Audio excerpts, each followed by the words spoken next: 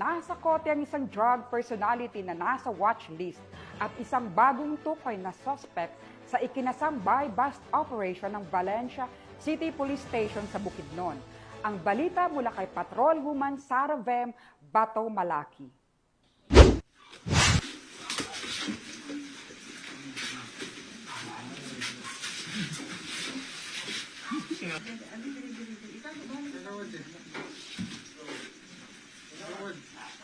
Arestado ang dalawang individual sa ikinasang joint buy-bust operation ng Bukidnon Provincial Intelligence Unit PDEA-10 at RPDEA-10 at mga operatiba ng Valencia City Police Station sa Barangay Baguntaas, Valencia City, Bukidnon.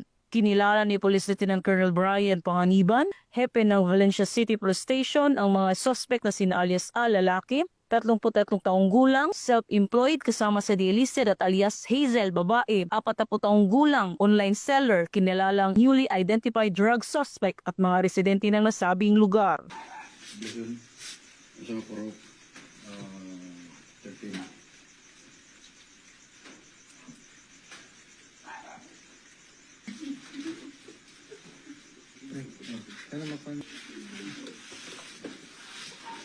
Sa ikinasang operasyon ay nakupiska ang mga pakete ng hinihinalang shabu na may standard drug price na 65,960 pesos, isang cellphone at isang 500 peso bill na ginamit bilang buy-bust money. Naharap ang mga suspect sa kaso paglabag sa RA 9165 o Comprehensive Dangerous Drugs Act of 2002. Mula dito sa Camp Capistrano, Gusa, Cagayan de Oro City, ako ang iyong PNN correspondent, Patrolwoman Sara Vem Bato Malaki, alagad ng batas, tagataguyod ng balitang pulis.